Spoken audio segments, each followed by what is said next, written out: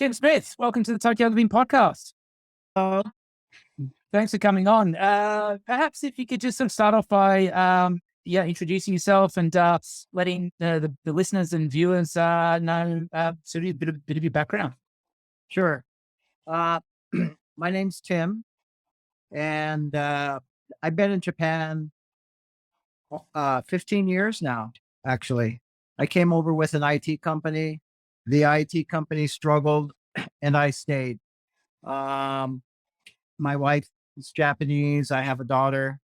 And through the process of staying, I was originally in IT business. Then I decided to take kind of I don't know if you want to call it semi-retirement, but it's a step back to what I had done early in my life and career, which was cycling business, cycling related. Right. Uh, I felt that the timing was really good to do some lifestyle related business, and I was getting older, and hey, why not get fit, keep fit, and do something I enjoy? For sure. Yeah. So the reality is I got fit, but I don't know. I'm doing a lot more work now than I ever planned on. Right. And so did you grow up cycling? Has it always been something that's been in your life? Yeah, more or less. Yeah. Um, I grew up out in the countryside in Pacific Northwest, and basically to get anywhere required a bike. Sure. And had a very physically active childhood. I was involved in a lot of sports. I continued that through university, and discovered that my body type, while it wasn't so well suited towards the big ball sports, which were popular there, it was pretty well suited to um, endurance cardio type of activities, and especially cycling. So I kind of took to it like fish to water, and we did pretty good. And I really enjoyed it. I did lots of cycle touring. I ended up racing a lot of races in the Pacific Northwest. I raced in Europe. And then after kind of getting involved in business, um, took a hiatus of about 20 years. Really? And then I still cycled, but not anything serious. And then after my daughter was born, I decided, well, I better get in shape because I got to take care of this little one. Yeah. And plus, her mom didn't want me around too much. Sure. So jump on the bike and start exploring Japan. Yeah. And I really loved it, enjoyed it, um, and found through just the network that I had that a lot of people were looking for new products and knowledge base and whatnot. And I had some of that. Yeah. So Yeah. I went ahead and I became a certified coach, Okay. an advanced level coach with USA Cycling. I started a training center facility in a central business district of Tokyo. Um, Probably 10 years too early. When did you set that up? Sorry. When did you set up that business in Central Tokyo? Oh gosh, it had to been 2000. Oh, I started doing it in 2012. Yeah. Okay. 2012, 13, 14. Um, we led some small groups to Europe to do some races, came back, and I thought, wow, I really enjoy this. And I think the training is a really good opportunity for us. And so in 2015, we started the facility, and it was tough to do because central Tokyo is very expensive and hard to get in people behind it to really make it prosper. So we ended up dissolving that. But I continued the cycling work, and especially focusing on what can I do more, what can we do more to have a more vertical opportunity with this business rather than just like running a cycling gym is great, but it's not very vertical. It's just, you better hope you build up a lot of members and they stay with you. And that's a tough business. Yeah. And running a cycling shop is really tough too, because that's merchandising. Yeah. And this is the toughest country in the world to run a merchandising business. Yeah. So, um, my wife and I had always kind of dreamt about moving into a more rural environment. Since I wasn't doing as much IT, I didn't really have the requirement to attend meetings downtown.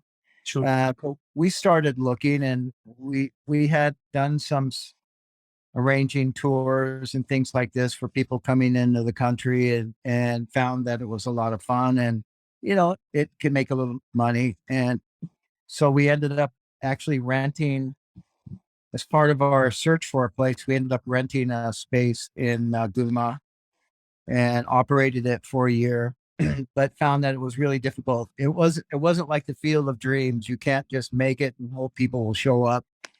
Right. So, so it was a great idea, awesome concept, but a tough location. Yeah, sure. Um, so we kept looking, and then right around then, the whole concept of Akia, the disused Japanese housing, started to pop, Yeah. and uh, the formation of Akia banks. And my wife is a really top end administrative type person. So she's worked with administrative scriveners and accounting companies. And so she was well aware of what was going on, made the connections. And we said, you know what? Let's find a place and let's go for it.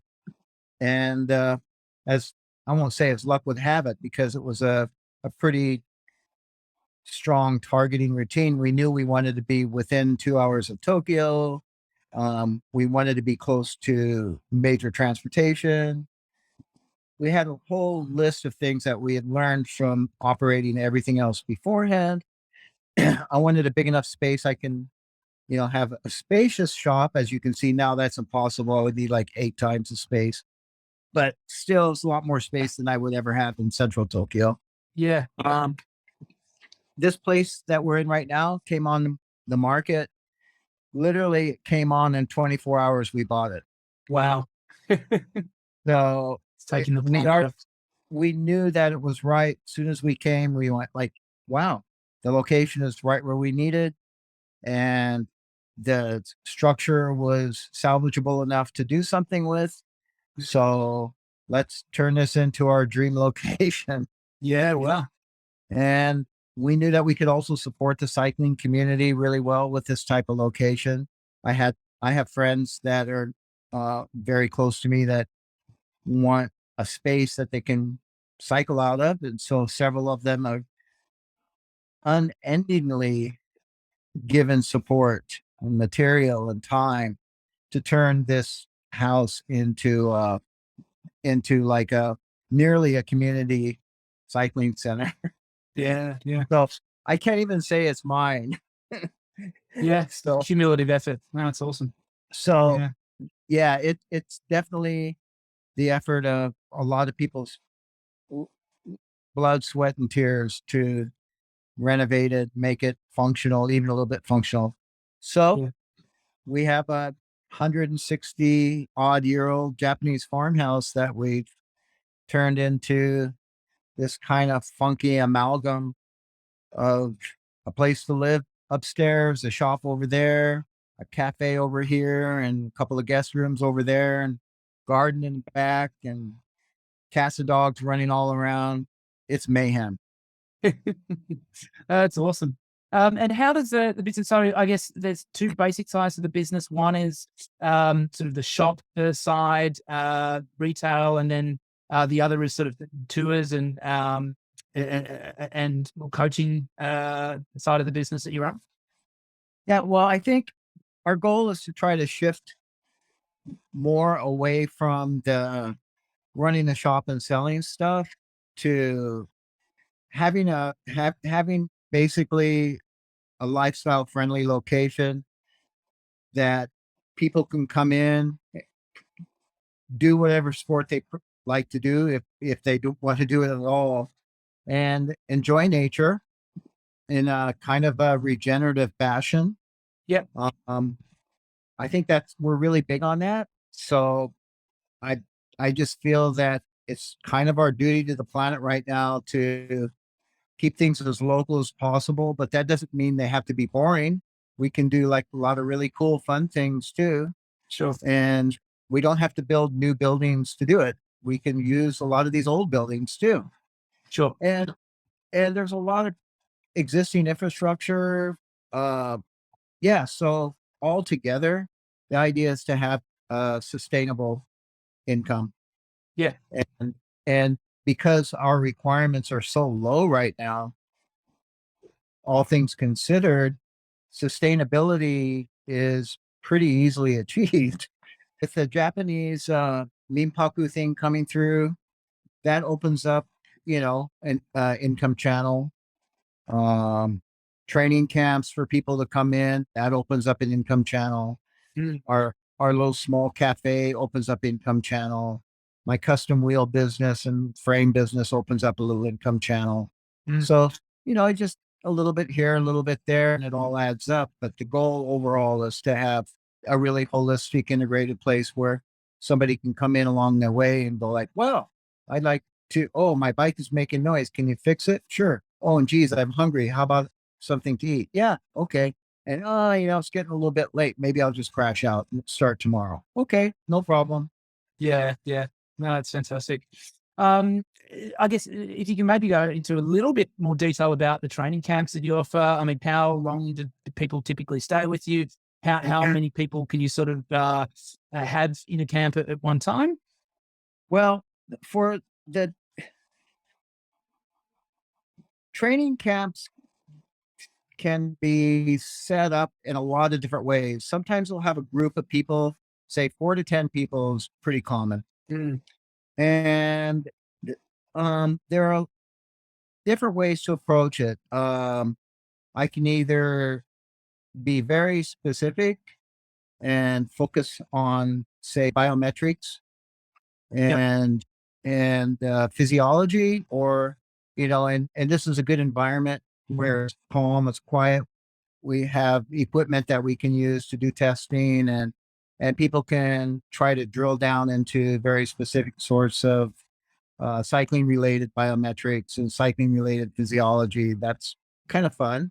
Mm, Um, the other thing too, though, is because we're located in the foothills of the mountains, I have a really big variety of roads that people can ride on. mm, So we can go out and do hill climbing practice. We can do triathlon time trial practice, endless fields to do cyclocross skills. Of course, COVID has kind of limited those opportunities in the last couple of years, yeah. but slowly we're getting interest and in that, and also we're getting people to come up who want to spend a weekend doing some training. It and if you're inside of Tokyo, you kind of like gotta spend a whole day to get out and then a day to get back. And Mm, your opportunities of riding are pretty limited unless you're on a train. mm, So we offer a way for people to literally they could either ride out here, which quite a few people do, but we're within an hour and a half to 2 hours max from central Tokyo. You can come in, we set up the bike, do some consultation and say, hey, well, you need to do this, this, and this, and this. And that will be a awesome training load for somebody looking for amping up before a race, or maybe just um, trying to cover some skills.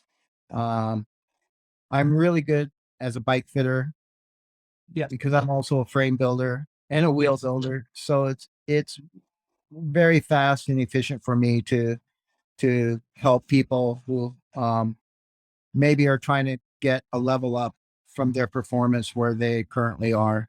Sure. And, Yeah. and we have great place for them to test. So they can Yeah. go out and ride all day, ride 2 days. I don't care. Yeah. But we can set up mini training plans. I've got one, and I do some remote coaching. I don't do as many group activities as I did when we ran the studio. I still do some personal coaching. Um, One of the young guys, or mid-age guy now for me, um, he's in Italy right now competing at the UCI World Championships Oh, wow. in time trial. He's the fastest time trial uh, rider in Japan right now. Wow. And, Wow.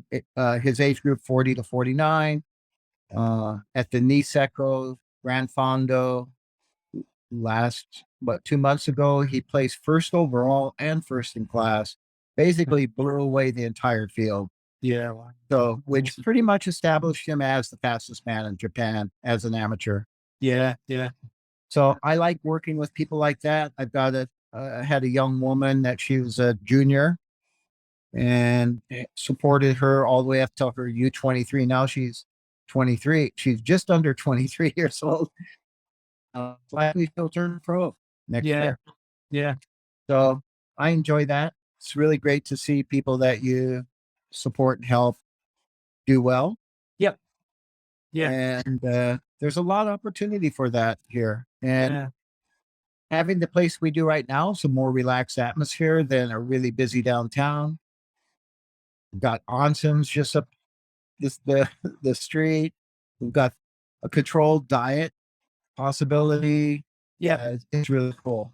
So if people are interested in coming out and yeah, using some of your services, doing a training camp, or even just having a bike fitting or arranging a custom frame to be made, how do people get in touch with you? Do you have a website? Are you on social media? How can people find Uh, you? yeah, we have all the usual. I've got website. We've got pretty active on social media. Yep. Um, and then just for from just about 40 years, off and on for almost 50 years, um, you build up a pretty big network of people who know people who know people. Sure. When I rebooted my business in Japan and started in the cycling business, I became very early, I don't know what you say, early connected with Rappa, which is a pretty famous cycling brand, clothing brand. And we were involved in their, um, they call Rappa Continental Team, which was their marketing push for Asia. So I was one of the official Rappa Continental builders, um, which helps a lot. And I support groups in Japan like triathletes in Tokyo, Nambanrengo, Yep. TBRC, So a lot of my marketing is based on direct support, either through just directly supporting or just providing and oftentimes just an inordinate amount of unsolicited advice.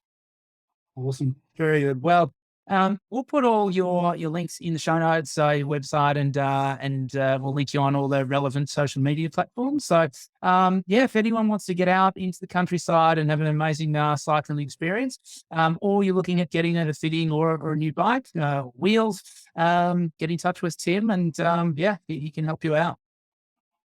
That sounds great. All The right. easiest way to find us right now is just on Google Maps. You search and you'll see everything, almost everything that we do, and a lot of our pictures. And we're really hoping a lot of people come out and enjoy the fall season. It's just absolutely fantastic here. Leaf leaf changes, and it's a great time to ride, and a great time to get fit. Make sure you go to the gym first. Yes. That's what we're all about here. Well, thanks very much for coming on, Tim. It was fantastic hearing about what you're doing out there. Sounds like you're doing amazing things. So keep it up, and thanks for coming on the show. Well, I really appreciate the opportunity, Sam, and I hope we can come back later and chat again. Sounds good. Cheers, All Tim. right. Thank you. Bye bye.